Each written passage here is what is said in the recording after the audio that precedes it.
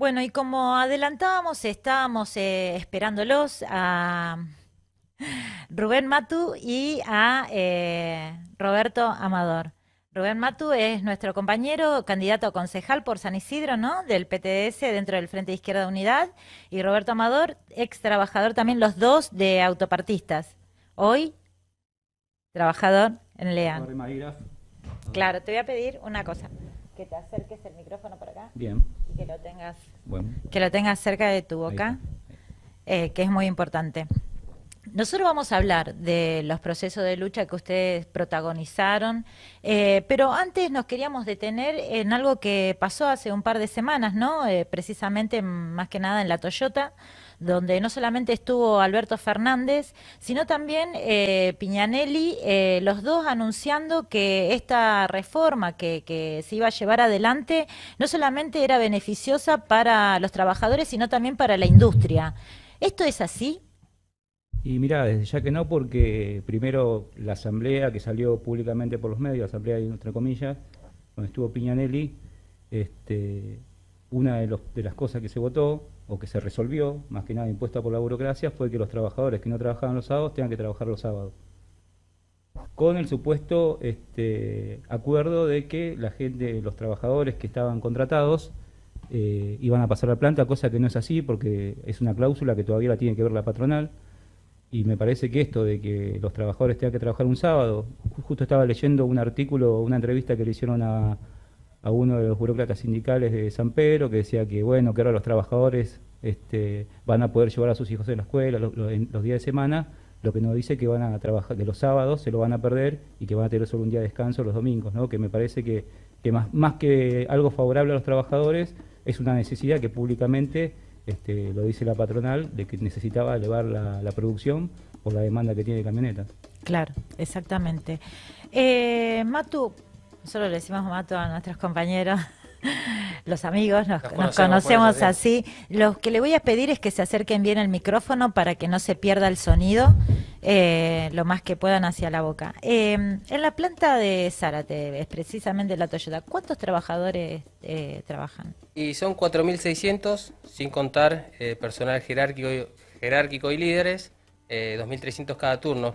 Y una cosita, por lo que decía Roby, el ESMATA solamente hace asambleas cuando persigue a los delegados opositores, cuando lleva propuestas como estas, que son un retroceso para los trabajadores, o sea, un ataque, o cuando tiene que defender a su patota, como pasó en Lear, por ejemplo, cuando habían atacado a un compañero y bueno, la patota lo agredió y fueron a hacer una asamblea justamente para defender a un patotero. Claro.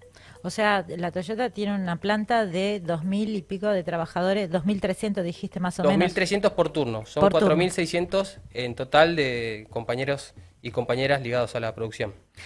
Esta planta que está ubicada en Zárate, ¿es una planta robotizada de alta tecnología, Roby? Y es una planta de alta tecnología, como hay una particularidad que tiene la industria automotriz, que las terminales, como se les conoce, ¿no? Donde se ensamblan las camionetas o los autos, tienen un nivel alto de tecnología, centralmente, qué sé yo, Toyota en el sector de soldadura, en el sector de pintura, en estos últimos años también en la parte de ensamblado.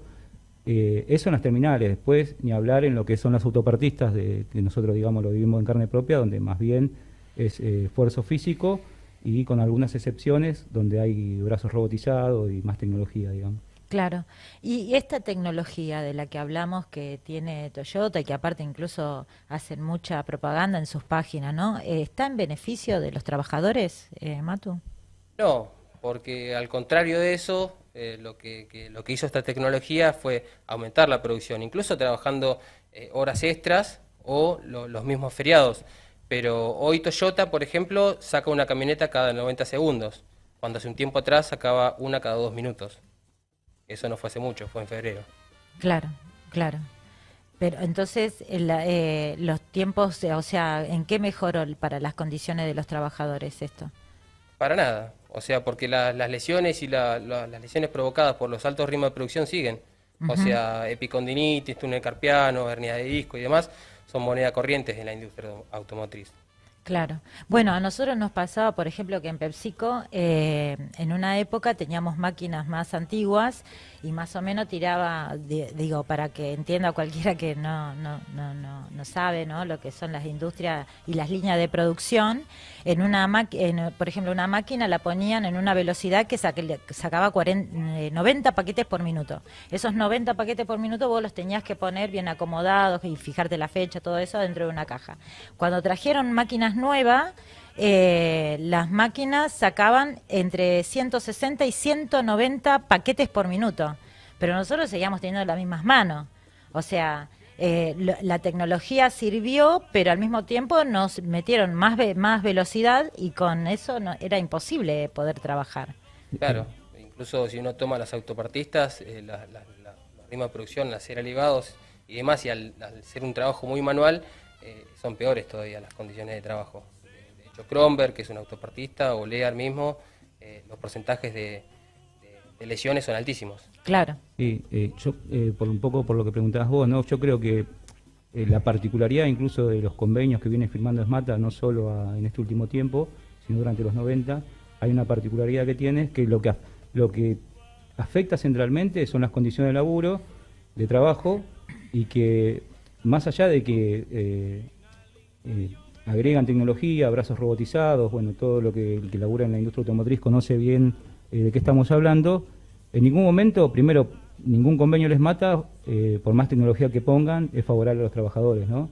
Primero porque los ritmos de trabajo lo dirige la empresa, y siempre está, la tecnología está puesta al servicio de elevar la producción, y donde la mayoría de los trabajadores se rompen. Toyota, por ejemplo, es una fábrica que es conocida dentro del gremio por romper literalmente los cuerpos de los trabajadores.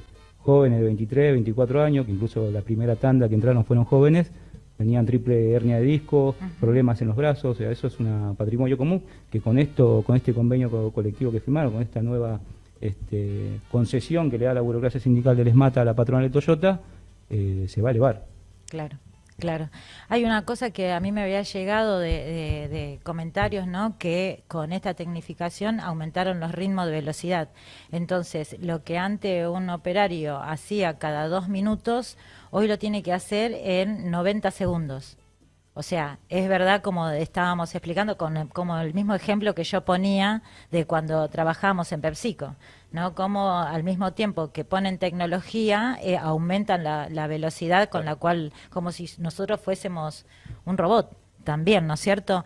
¿Y en cuánto tiempo sale una camioneta terminada? Y 90 segundos, o sea, pasaron de 2 minutos a 90 segundos en Toyota. 90 segundos. 90 segundos. Cada o sea, 90 cada segundos. 90 segundos sale una camioneta en Toyota. Es, digo, para pensar, ¿no? Lo que significa cada entrega de la burocracia sindical, cada concesión que le hace la burocracia sindical, haciendo esta asamblea, apretando a la gente literalmente, porque todo el que trabaja en el ESMATA, en el gremio ESMATA, sabe lo que es la burocracia sindical de Piñanelli. No hace falta que uno lo cuente, y hacer esas asambleas, más bien es para hacer pasar esto, que incluso los propios medios lo ponían como asombro, como si fueran que no conocen la burocracia sindical, decían cómo la gente votó un convenio que más bien es en contra de ellos. Claro. Un dato nomás. Toyota para febrero de 2021 producía 580 camionetas. Hoy produce 640. Claro, claro. Y eso tiene que ver con las dos cuestiones, ¿no? ¿Cuál es el salario promedio de un trabajador de Toyota? Y un trabajador de Toyota con 5 años de antigüedad está en los 126.000 pesos.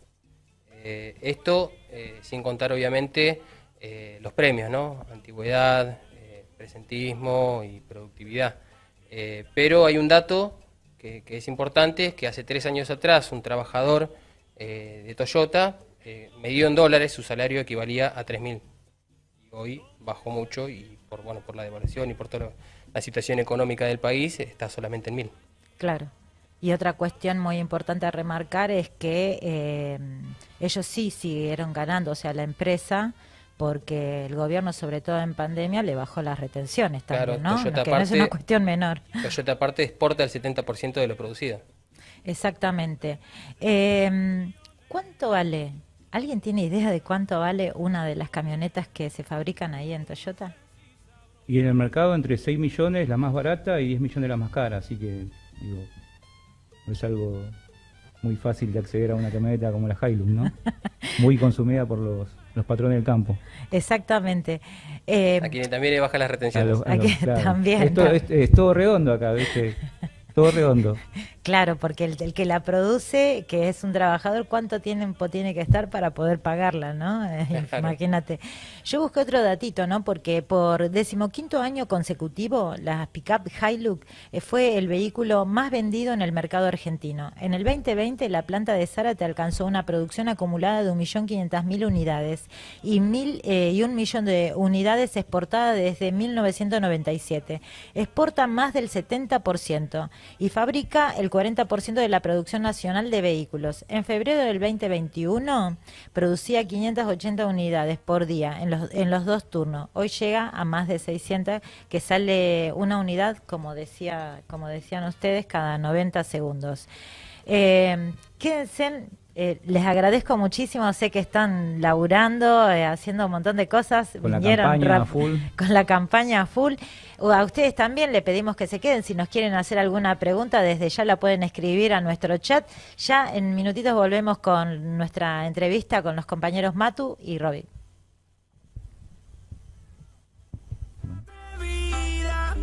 Hace mucho, pero no tiene salida. Cristina Fernández firmó un convenio de flexibilización laboral en la industria automotriz con la complicidad de Pignanelli, el secretario general del gremio del ESMATA, queriendo recortar categorías, antigüedad y aumentar los ritmos de producción, quitar derechos y bajar salarios. Pero por el otro lado, una incipiente organización de trabajadores que se venía desarrollando por fuera del sindicato ganaba fuerzas por medio de las asambleas, con delegados y comisiones internas. Tiempo después, gracias a este convenio, en el año 2014, la empresa Gestamp arremete con suspensiones. Los trabajadores de Gestamp convocan una asamblea, pero la empresa decide despedir a 67 trabajadores que participaron en ella. Frente a estos despidos, los trabajadores continúan con su organización y reciben la solidaridad de trabajadores de la industria que pararon la producción en Volkswagen, en Ford, en Peugeot y en General Motors. Claramente esto llegó a la primera plana de varios medios de comunicación y se convirtió en un problema de Estado. Trabajadores de Gestamp tomaron la planta subiéndose al puente de grúa. Como en Gestamp, en Lear también aprovecharon este convenio y no tardaron en suspender a sus trabajadores. Y en un gesto de unidad de clase muy importante, los trabajadores suspendidos de Lear se unieron al acampe de Gestamp. Vale aclarar que Lear es otra automotriz de la zona norte que venía desarrollando instancias de organización a través de asambleas, delegados de bases y comisiones internas. Esta organización ya venía dando conquistas a los trabajadores, por ejemplo, tiempo de descanso frente a los ritmos de producción, denunciando tendinitis y enfermedades laborales, la efectivización de contratos, entre otras acciones. Es por esto que la empresa decide parar con la organización de los trabajadores y suspende a 300, de los cuales 200 termina despidiendo. Los trabajadores salen a pelearla. Hicieron grandes jornadas de lucha que recibieron el apoyo en todo el país. Se manifestaron en simultáneo trabajadores y estudiantes en Mendoza, en Córdoba, en Jujuy, en Rosario, en la provincia de Buenos Aires, desarrollando varias jornadas de lucha a nivel nacional, enfrentando a Bernie, al gobierno de Cristina, y resistieron más de 11 represiones en la Panamericana. Se les infiltró un coronel, Galeano, no los pararon ni las detenciones, ni las amenazas de la patota del ESMATA, ni siquiera el gendarme Carancho. Gracias a la resistencia de estos trabajadores frente al llamado pacto social que el gobierno de Cristina, con Aníbal Fernández, Scioli, Capitanich, Bernie, quisieron imponer, con la complicidad del gremio del ESMATA, lograron atenuar esta reforma laboral y las condiciones de flexibilización que amenazaban a todo el sector de la industria automotriz. Bueno, ahí estábamos recordando un poco los procesos de lucha que ustedes mismos protagonizaron. Todos fuimos parte de de acompañar esos procesos, ¿no? Y viceversa. Pero retomando un poco la conversación que estábamos teniendo sobre la Toyota, ¿no? En cuanto a condiciones laborales, como la tecnología, ¿no? Más bien a servicio de aumentar la velocidad, no solamente de lo que se produce, sino también de la velocidad en los ritmos de trabajo de cada uno de los trabajadores, bajó los salarios. O sea, ¿quién permite que todo esto suceda? Y es claro, o sea, en primer lugar, la burocracia sindical yo creo que cumple el rol de policía de civil dentro de las fábricas.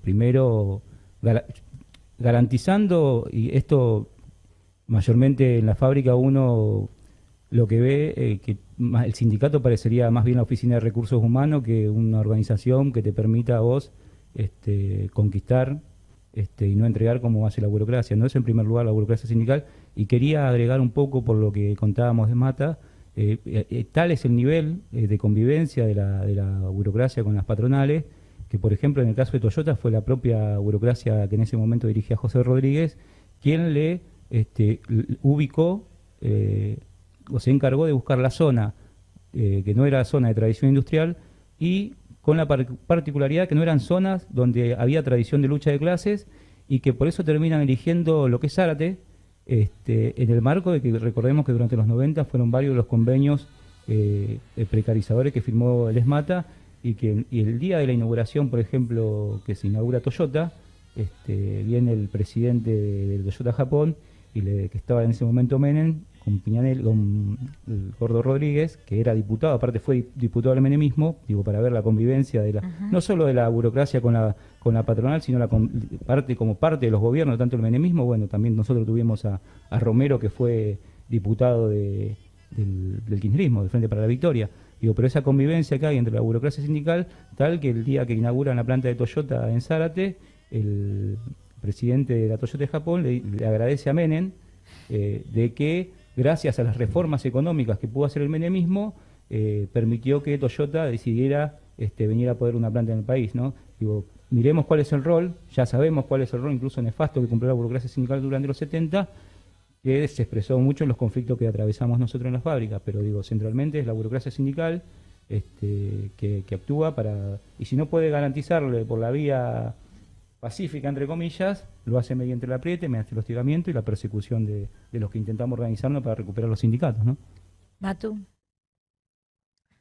Sí, bueno, nosotros lo que pasó sobre todo en el año 2014 en la zona norte es un claro ejemplo de lo que dice Robbie. Claro. O sea, ataques en Gestam, ataques en Lear, despidos, ataque a la organización de lleno, y nosotros porque peleamos por mejores condiciones de trabajo, por qué sé yo, por categorías o por el pase a planta de los compañeros contratados, por mejores condiciones laborales y demás, por la democracia. O sea, es lo que charlábamos recién, o sea, dentro del gremio, dentro del ESMATA no se hace una asamblea, salvo que sea para tirar abajo alguna conquista obrera. Exacto. En ese sentido, y bueno, nosotros en ese sentido nos fuimos organizando dentro de los lugares de trabajo, y fuimos coordinando incluso con otros compañeros y con otros compañeros de otros gremios, alimentación, compañeros gráficos, compañeros docentes y demás, con el apoyo obviamente de los compañeros estudiantes y demás, porque sabíamos que se venían ataques duros, y bueno, en el año 2014 fue lo que ocurrió, pasó en Enfer, pasó en Patti, pasó en Donnelly con el cierre de la planta, en Kronberg, bueno, en Lear, en Gestam y demás. Uh-huh. Esta reforma laboral que lleva adelante con la anuencia del gobierno y lleva adelante, como vos bien decías, Robbie, por la conducción sindical, ¿sienta un precedente para el conjunto de los trabajadores? Por las condiciones salariales y laborales. Y siempre todo convenio que tira a la baja en las condiciones de laburo, y parte, digo, un convenio firmado por la burocracia sindical, nadie puede esperar nada bueno, y con una empresa de primer nivel, como se le dice a Toyota, es un precedente no solo para los trabajadores de la industria automotriz, por eso me parece que hay que tomarlo a ese nivel, no solo para los trabajadores de la industria automotriz, ni solo para los trabajadores de Toyota, sino para el conjunto del movimiento obrero. Pensemos que ESMATA es campeón, y una de las particularidades que siempre tuvo es que hizo punta en los convenios colectivos por fábrica, que después las diferentes empresas de las diferentes ramas industriales y el transporte lo toman. Del convenio que firmaron con la Fiat y todos los convenios durante el menemismo, y hay que recordar que Piñanelli fue el niño mimado de Cristina Kirchner, que incluso se sacó foto como mostraba en el video. Yo creo que eso, incluso la represión que nosotros sufrimos, en parte, no en parte digo, sino que expresa cómo que incluso en Lear también quisieron firmar un convenio a la baja, que no lo lograron, y tuvieron que hacer, como nos decíamos nosotros, medio un celesticidio de que echaron a la mitad de la fábrica para tratar de meter un convenio. O sea, y que la propia burocracia sindical ESMATA no lo logró ni con su patota y tuvo que recurrir a los intentos de engaño del Ministerio de Trabajo, que en ese momento estaba tomada y estaba Cuartango, y cuando no pudieron con toda esa artimaña que tienen, y esto está bueno para que los trabajadores lo piensen, cuando no pudieron con todo eso, recurrieron a la gendarmería de Berni y a la infantería, digo que en ese momento estaba Scioli de gobernador de la provincia. Entonces son todos recursos que tiene el Estado, que en última instancia de los patrones, para ver cómo hace para disciplinar a los trabajadores cuando empiezan no solo a reclamar y exigir mejores condiciones de laburo y de salario, sino para jugarse a recuperar las comisiones internas y los cuerpos delegados, incluso los sindicatos, que me parece que es una discusión muy importante en este momento, que se está mostrando cómo la burocracia sindical actúa para beneficiar a la empresa. Claro. Pero hay una falsa polarización, digo, entre el oficialismo y la derecha, ¿no? La derecha que dice que hay que cambiar los convenios colectivos de trabajo y el oficialismo que dice que no, pero sin embargo hay reforma laboral en los hechos, digo, y que eso, como vos bien decía, afectaba o sea, sienta un grave precedente para el conjunto de los trabajadores, ¿no? Sobre todo porque se está hablando de que sí se puede el trabajo, pero vemos que una empresa que invierte en alta tecnología saca más provecho de la misma cantidad de las manos de obra que ya tiene. ¿Cómo se revierte eso, Matu? Sí, una cosita volviendo para atrás, pero... Sí, dale. No, porque, o sea, por lo que decías vos, ¿no? O sea, este gobierno, junto con el sindicato, impulsan una reforma Sí. en los hechos, donde agregan un día más de trabajo a 4.600 personas, 5.000 Sí. personas. Pero a la vez, la oposición presenta con Lustó a la cabeza en el Congreso una reforma laboral que plantea quitar las indemnizaciones. Ujú. O sea, es falso, como vos decís, es falso eso, porque en última instancia son dos variantes que van en favor de defender los intereses de las grandes multinacionales. Toyota es una de las multinacionales más grandes del planeta. O sea, ¿qué necesidad tiene de aumentar o sobrecargar la jornada laboral de los trabajadores? Al contrario, eso debería ser al revés, en última instancia. Y los sindicatos, bueno, Robbie hablaba de la necesidad de recuperar los sindicatos, de organizarnos y demás, que eso es lo que tenemos que hacer, porque en estos tipos no podemos confiar, porque hacen cosas como estas, y nosotros tenemos que organizarnos con un claro programa, porque Toyota, por ejemplo, podría haber tomado 2.300 trabajadores más. O sea, en 18 horas de trabajo ocupa 4.600. Sí. En 18 horas de trabajo podría tomar 2.300 trabajadores más y agregar un turno más de 2.300 trabajadores. Ujú. Hoy en el país hay casi un 10% de desocupación. Yo trabajo de repartidor y lo veo todo el tiempo en la calle. Y es terrible la pobreza que se ve, porque cada vez se ven más chicos y chicas cartoneando viendo de lo que pueden. El otro día vi una escena muy terrible, porque vos veías así a un pibe jovencito, llevando un carro con cartón, con un montón de cartón. Fue la semana pasada, con 30 y pico de grados de sensación térmica, de calor y demás. Y arriba del carro llevaba a su pareja, que iba amamantando un bebé. Entonces, ¿cómo puede ser que haya chicos o jóvenes que vivan de esa manera cuando empresas como estas podrían tomar trabajadores? De hecho, nosotros hicimos un estudio donde las 12.000 principales empresas, si repartieran las horas de trabajo, se podrían crear casi 1 millón de puestos de trabajo. Entonces, los trabajadores tenemos que tomar ese programa, tomarlo en nuestras manos, organizarnos para pelear por esa demanda, para que los compañeros ocupados, los que peor la están pasando, entren en las fábricas para aliviar también incluso las condiciones de trabajo de quienes están trabajando hoy, en la actualidad. Por lo que escuchaba, muchos trabajadores plantean esta cuestión de cómo repartir las horas de trabajo. Por lo que vos decías, bueno, en la Toyota se trabaja 9 horas. Cada turno trabaja 9 horas. Y otra cuestión que me decían es que, por ejemplo, los robots tienen derecho a descansar entre turno y turno, pero los trabajadores no. O sea, le agregaron un día más a los trabajadores, pero a los robots los descansan. O sea que tranquilamente, como vos bien planteás, si se hicieran turnos de 6 horas, no solamente se generarían más de la cantidad que vos decís de puestos de trabajo, sino que también los cuerpos de los trabajadores tendrían más tiempo para poder descansar y recuperarse, ¿no? Digo, por eso me Incluso parece Muy importante. Para ocupar el tiempo en otras cosas. Los trabajadores podemos disfrutar del arte, del ocio y demás, y no tener que dejar la salud y la vida en las fábricas. Sí. No, perdón.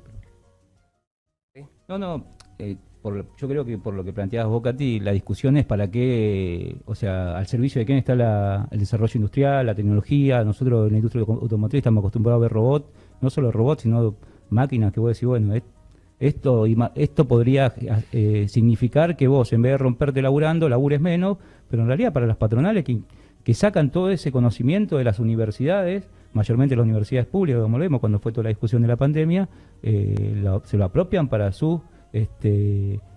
para ello, para seguir haciendo ganancias. E incluso es re loco porque Herrera, que es el capo, digamos, el gerente de Toyota, ahora justo estaba recordando, que salió unos meses antes de firmar este convenio que le firmó el ESMATA, había dicho que renegaba de que no podía encontrar gente capacitada para trabajar en la industria automotriz, mayormente con un discurso contra los jóvenes, ¿no? Siempre tirándose contra los jóvenes que no están capacitados para estudiar, que dejan la escuela y bla, bla, bla. Entonces yo digo, para mí la discusión es esa. Yo creo que incluso a nivel internacional está toda la discusión de la reducción de la jornada laboral, sí. y agregar a lo que decía Matu, de que nosotros estamos planteando la reducción de la jornada laboral sin la reducción salarial, con un sueldo acorde a la canasta básica, y pensando también en la necesidad de darle una salida al conjunto de los trabajadores del pueblo pobre, porque yo considero que hay unas condiciones objetivas para poder lograr que los compañeros que están desocupados puedan tener un puesto de laburo y que tengan un salario, no como el salario y esta división que hacen dentro de la fábrica, incluso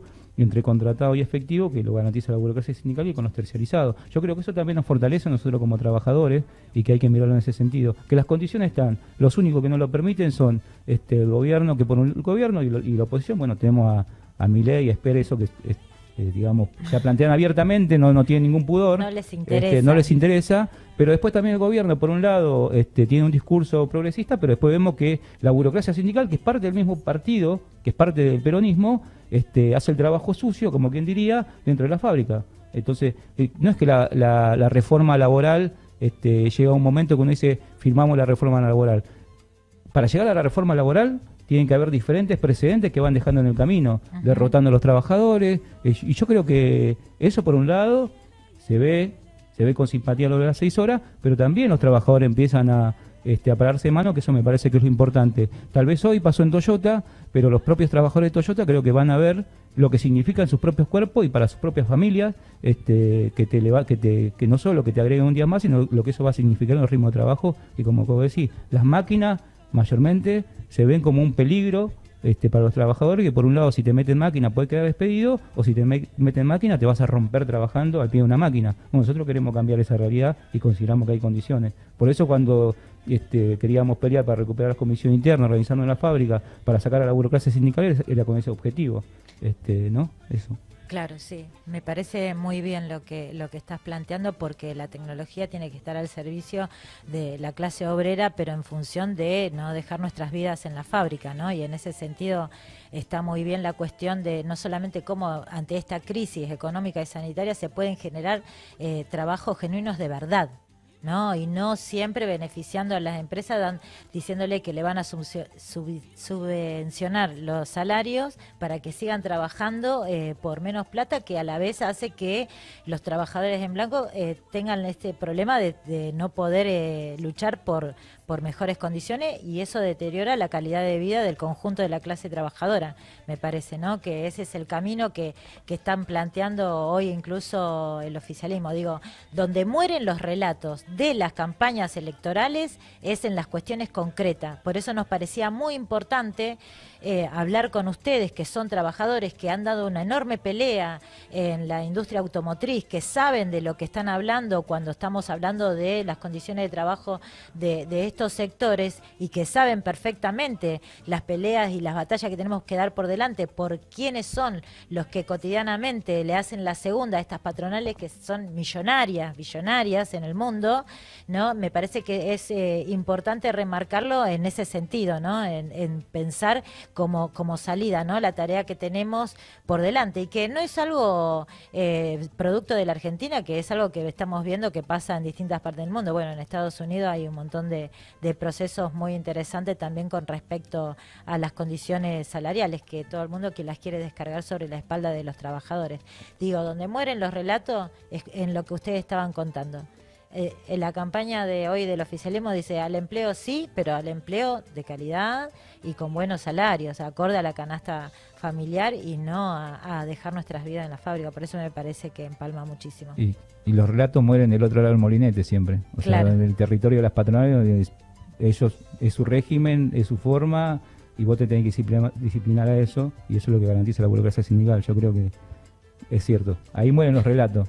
Y aparte porque nosotros cuando... En la calle también. Y en la calle también, ¿no? Tal cual. Y yo creo que por lo que decías vos de las experiencias que atravesamos nosotros, una de las peleas que dimos, que yo me acuerdo cuando fue lo de Gestán, todo el proceso, la bronca arrancó porque teníamos nosotros 37 compañeros que estaban rotos, o sea que lo habían pasado de licencia y lo querían despedir, y con las asambleas generales lo que le manifestamos a la burocracia sindical fue que no íbamos a permitir que nos echen a compañeros que se habían lesionado por los ritmos de laburo. O sea, para las patronales uno es un número y hoy estás y mañana no. Entonces digo, por eso planteaba esto de todo convenio firmado por la burocracia sindical va a ser más sudor, va a ser más dolores de cuerpo y va a ser y significa que nos tomen como material descartable, cosa que no tenemos que permitir, me parece, y que la burocracia a veces dice, bueno, por un par de mangos más uno puede ceder su salud, cosa que nosotros consideramos que no. Claro. Que podemos trabajar todo, trabajar menos, incluso no solo para el ocio y para descansar, sino considero que si los trabajadores, en este momento que hay una discusión a nivel nacional de las elecciones, creo que si los trabajadores podríamos descansar, también podríamos tener tiempo para que nuestra cabeza piense en política y organizarnos, porque mayormente uno cuando se quiere organizar en la fábrica dice, no, prefiero descansar, cuando voy a jugar a la pelota prefiero no hablar de política, y considero que si tendríamos más tiempo y más socio, también lo podríamos utilizar para pensar qué salida le podemos dar a este país, y no el que lo quiere dar la patronal y la burocracia sindical, que es trabajar y morir al pie de la máquina, ¿no? Exactamente. Exactamente. Acá les leo algunos. Es terrible, dice Luis, los aumentos de la multinacional. En Alicor, ex Jabón Federal, también trajeron máquinas nuevas. El resultado, despidos. Se trabaja con menos personas. Bueno, sí, es otra de las cuestiones.